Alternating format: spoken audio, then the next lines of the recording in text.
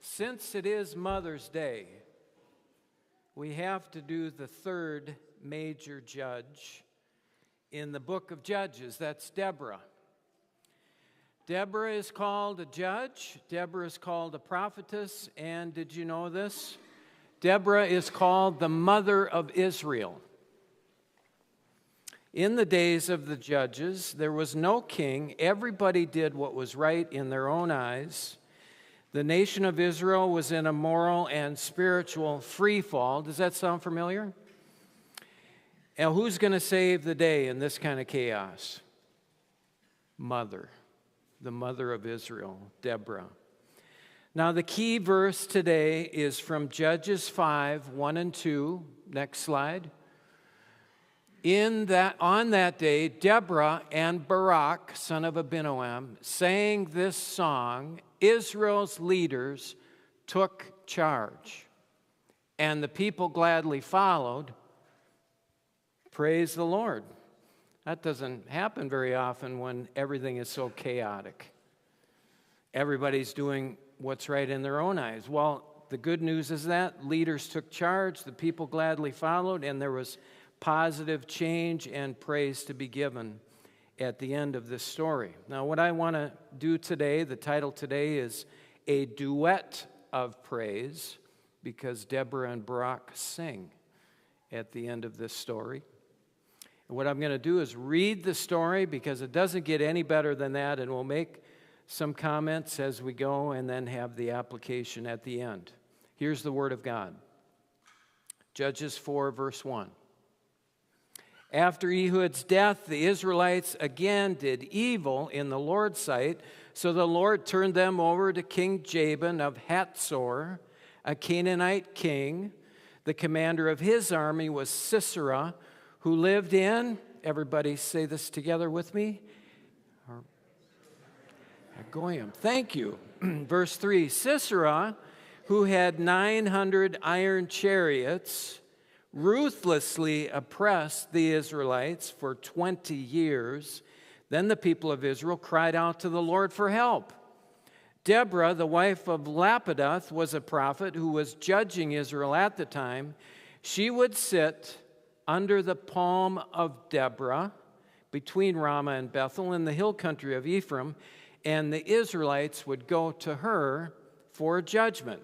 So this story begins the third cycle in the book of Judges, and all these familiar parts of the cycle are there. Israel does evil. The Lord sells them out to an evil king, and they feel the weight of that oppression until they finally cry out to the Lord for help. And then God raises up a judge, and that judge is Deborah. Now, Deborah has a courtroom. It is a palm tree in central Israel. It does not mean she's some kind of a junior judge or an intern judge, or there's no office space. The tree is significant because the tree in the scripture represents a place of judgment. And so that's where she judged. She was authorized by the Lord to sentence people, even to death if necessary, and to authorize war. Hatzor is the Canaanite city 10 miles north of Galilee. Joshua had already conquered it and burned it in the conquest. It is in the promised land. So once again, we have the bad guys setting up shop and oppressing the Israelites in the promised land because they didn't finish taking their inheritance.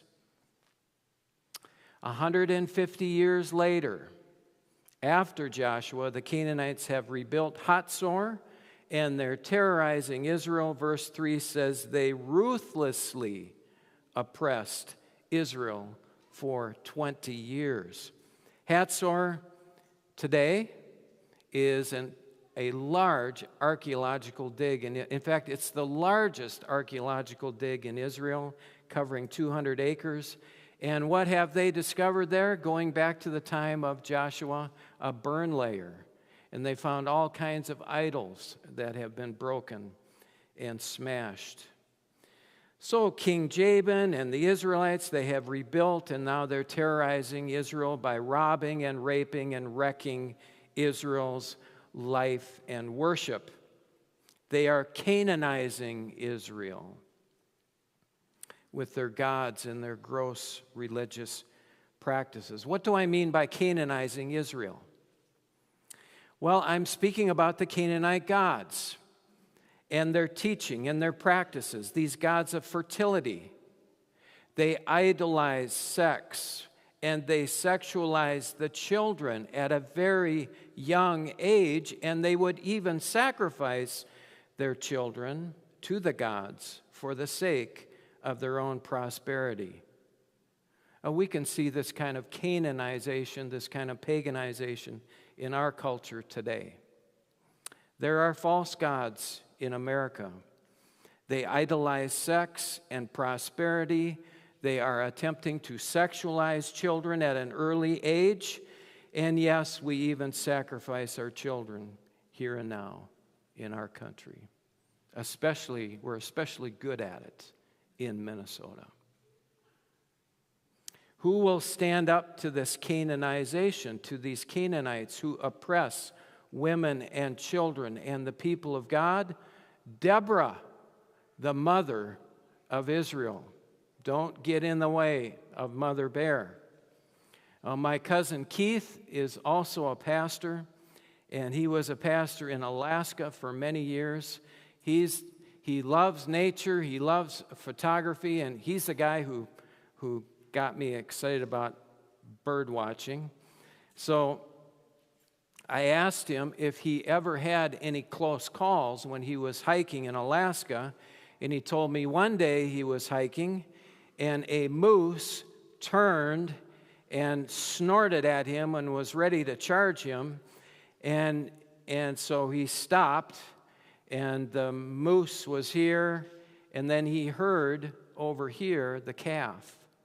So he had walked between Mother Moose and the calf, and he was in big trouble. So let's just say he backed up.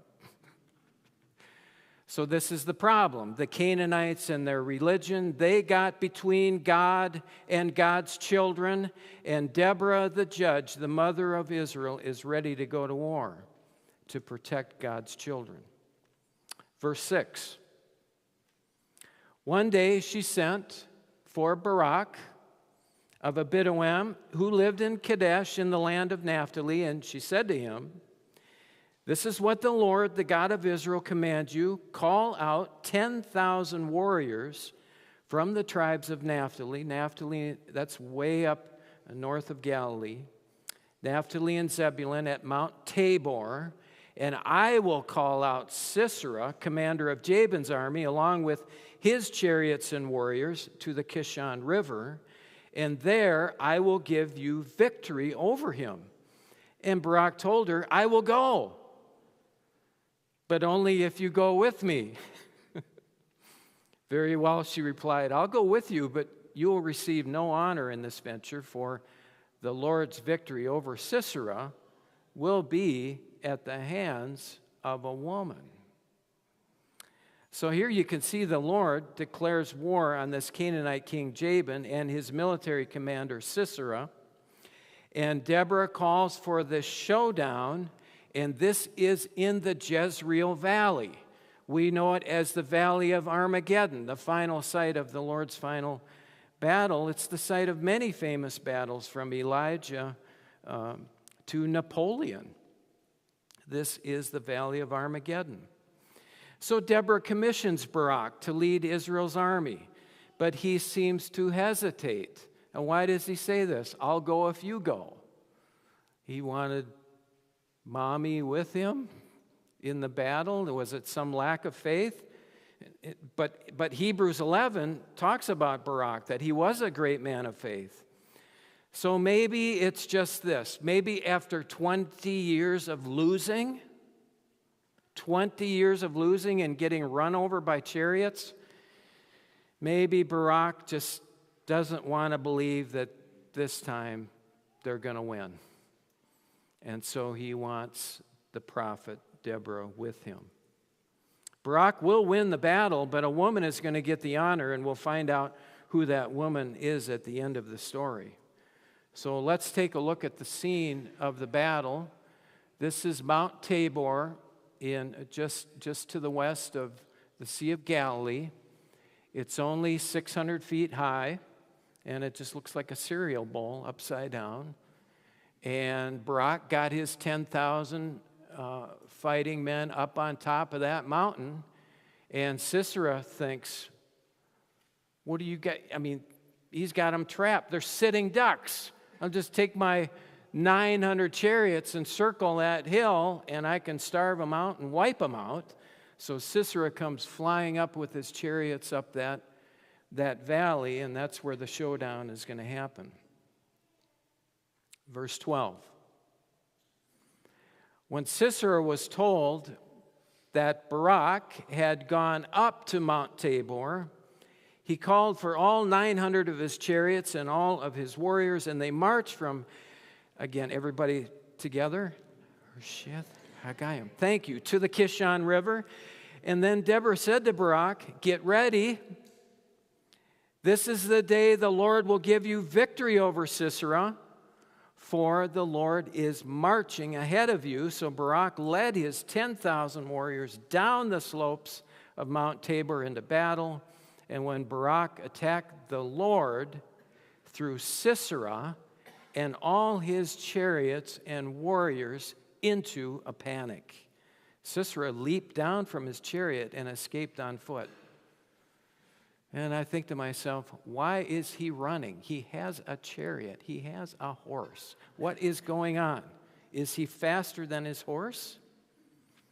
So we learn here that the Lord fought and routed Sisera. The King James Version says the Lord discomfited them. You don't want to be discomfited. That's confusing. That's bad. It means that he was humiliated, overwhelmed, and embarrassed in this defeat. And then, again, I'm scratching my head going, how did the Lord do this? And why did Sisera run away? What happened to his chariot? Well, the answer is in chapter 5, when they sing the song about this battle. Deborah and Barak sing a duet. And look what it says in Judges 5, verse 20. The stars fought from heaven. The stars in their orbits fought against Sisera. The Kishon River swept them away. That ancient torrent, the Kishon, march on with courage. Oh, my soul. Oh, my. You see what happened here? How did the Lord defeat Sisera and the 900 chariots? With lightning and thunder, with a huge thunderstorm and a flash flood on the Kishon River. That's what happened. And just like Pharaoh and his 600 chariots were drowned by the Lord at the Red Sea, so Sisera and his 900 chariots were swept away by the swollen river. And so that explains why he ran away. His chariot and horse were stuck in the mud. So you'll notice the way this is all written, the Deborah and Barak story is very similar to Moses and Miriam, Exodus 14 and 15. You have the story and the song. Judges 4 and 5, you have the story and the song. There are so many similarities. And in both stories, God's people are cornered. And it looks like they're going to lose. And then God defeats the evil chariot people with water. With water. And both battles end with a song. Well, we don't have a victory yet because you have to take out the command and control of the enemy. And the commander Sisera is on foot, and King Jabin is still in charge, though he's beaten. So let's see what happens next. Verse 17. Meanwhile, Sisera ran to the tent of Jael, the wife of Heber the Kenite, because Heber's family was on friendly terms with King Jabin of Hatzor. So Jael went out to meet Sisera, said to him, "Come into my tent, sir. Come in, don't be afraid." So he went into her tent, and she covered him with a blanket. "Please give me some water." He said, "I'm thirsty." So she gave him some milk from a leather bag and covered him again. "Stand at the door of the tent," he told her. "If anybody comes and asks you if there's anybody here, say no." Verse 21, but when Sisera fell asleep from exhaustion, Jael quietly crept up to him with a hammer and a tent peg in her hand, and she drove the tent peg through his temple and into the ground, and so he died. Yep, that happens. Verse 23. So on that day, Israel saw God defeat Jabin, the Canaanite king, and from that time on, Israel became stronger and stronger against King Jabin until they finally destroyed him. And we don't get to the ending until the end of the song, Judges 5:31. And there was peace in the land for 40 years. Who is this Jael?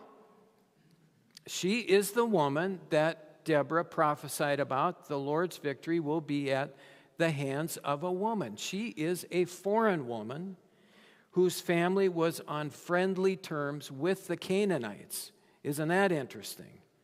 Sisera runs there for safety, for a safe house. And Jael gives him a tent to hide in, security, a blanket, some warm milk, and then she nails him to the ground. She takes out the hammer. The days of the oppressors and the oppression is over, and it says Israel now, learning how to fight, getting some victories. They're getting stronger and stronger, and Jabin's army is defeated, and also the king will soon be coming to an end. So I want you to notice in this story that Judge Deborah is not the hero, although she does get the whole battle started, and the timing was perfect. Barak is also not the hero either, even though he got the large army together. Jael, this foreign woman, ends up being the hero in the end, and apparently she was once on the Canaanite side. But she has seen how evil they are. And she has switched parties. She has switched affiliations. She is fighting for Israel now. And she's the one who drops the hammer and wins the honor in the end. It says she is the most honored woman who lives in tents. Now that's a big group of ladies. So let's go to the application from this duet of praise of Deborah and Barak. Number one, praise the Lord when godly leaders lead. And that's the first line in the song of Deborah and Barak. So for 20 years, Israel has been getting hammered by these oppressors with intimidation and oppression and a paganizing of Israel until the leaders finally stood up and said no more. And that's Deborah and Barak and this new foreign ally, Jael. They took charge, and the terror campaign ended. Are we brave like that? Do we stand up and say no? In times when everybody does what is right in their own eyes, we need leaders to stand up and lead and say no, not here, not now, and not to be intimidated. Well, Pastor, I might lose my job. Okay, lose your job. Stand up, do the right thing, and the Lord will help you. Number two, Praise the Lord when godly people unite, when they follow the Lord's lead. And that is the second line in Deborah and Barak's song. Praise the Lord when leaders take charge. Praise the Lord when the people unite and follow. And it took 20 years to get an army together. 20 years till they got 10,000 soldiers to fight and end this evil. And the 4 and 5 tribes who showed up to fight, they are praised in the song. Their names are mentioned, especially Zebulun and Naphtali. They risked their lives in this victory. But there were tribes who did not show up. And Deborah mentions their names. She shames them. Shame on you guys. The tribe of Dan, the tribe of Asher, the tribe of Reuben. Where are you? How come you didn't fight? And she calls them out because they were sitting this one out. They stayed home by the shore, by the beach. They were tending the sheep when they should have been fighting. It is a true saying that all it takes for evil to succeed is for good people to do nothing. Now, if that's true, it would also be true that when good people unite and succeed, then evil people do nothing. Right? I like that much better, don't you? So I was invited to do the invocation at the House of Representatives a few weeks ago, and I sat with my representative, Bobby Harder, and I asked her, "What's on the agenda today?" And she started crying. I said, "What's happening?" I kind of had an idea what was going on, but I don't really know. Do we know what's going down in St. Paul these days? Do we know everything? So I said, what's happening today? She said, today is the day they're voting to repeal the Born Alive Act. That is the law that protects children who are born after a failed abortion. Now, in 2021, that was 5 babies. There were just 5 babies who survived a failed abortion attempt, and the law said you have to give them medical attention. Well, they repealed that law. So now these babies who are born, they are denied medical care. They will die. And they also took away the reporting of it, so no one will ever know who these babies are or that it ever happened. And the new law is called the PRO Act in Minnesota, short for Protect Reproductive Actions. And it passed by the Senate by 1 vote. And it passed by the House in 4 votes. And so it's just 5 legislators and 1 governor who wiped out nearly all restrictions. If there's any left, I read that they're going to take away all restrictions on abortion in Minnesota. The new law says every individual has a fundamental right to make autonomous decisions about their own reproductive health. Autonomous. You know what that sounds like? Everybody gets to do what's right in their own eyes.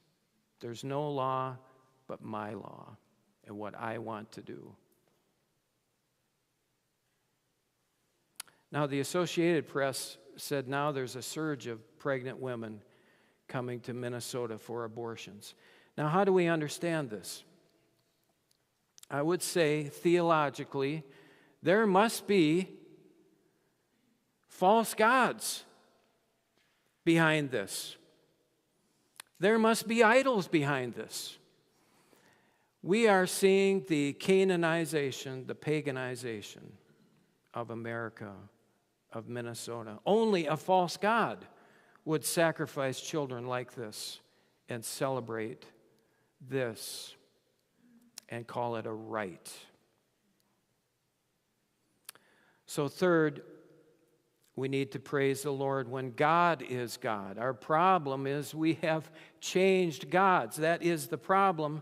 of Israel. They change gods, and God is a jealous God, right? So he will come up against our idols. And when we read these Old Testament battles, and they are gross and they are gory, we have to read them carefully and understand that these Old Testament battles are theological. These stories are polemics against false gods and false idols, which are destroying society, which are oppressing women and children. So that's the point. So we praise the Lord when God is God and when these false gods and idols are defeated. And the Canaanite god was Baal, right? And who is Baal? He is the storm god. And what did God use to defeat the 900 chariots? A storm, a thunderstorm with rain and a flood. It's good. Barry Webb in his commentary said, the battle between Barak and Sisera is a showdown between heaven and earth, between Yahweh and the kings and the gods of Canaan. And the Lord used Deborah and Barak and Jael to restore the first and second commandments, which are, you shall have no other gods before me. And you shall not make for yourself or serve any carved image or idol. A jealous God does not allow that. He will take those idols down. So praise the Lord for this duet of praise from Deborah and Barak. God is God, there is no other. And let's pray for us, for our nation, for our state, that these false gods and idols will be defeated. Amen. Father, we thank you for Deborah, the judge, and the leaders, the princes who led, and the people who united and followed, and how this corruption and this oppression ended when they stood tall and stood firm. And Lord, we need to be like them and to carefully follow you and not allow ourselves to be conformed to this world. I pray for the legislators in St. Paul, the Senate, and the House, that they would fear the Lord, that they would throw away their idols, their rights that come from these idols, and they would see that our life and our rights come from God alone. Lord, I pray for the children here, that they would know the love and the fear of the Lord, that they would know right and wrong, that they would see that Jesus is God, that Jesus is good, and that sin has consequences, and that obedience is the best way to live. Lord, help us, young and old, to follow you and conform to Christ. In Jesus' name, amen.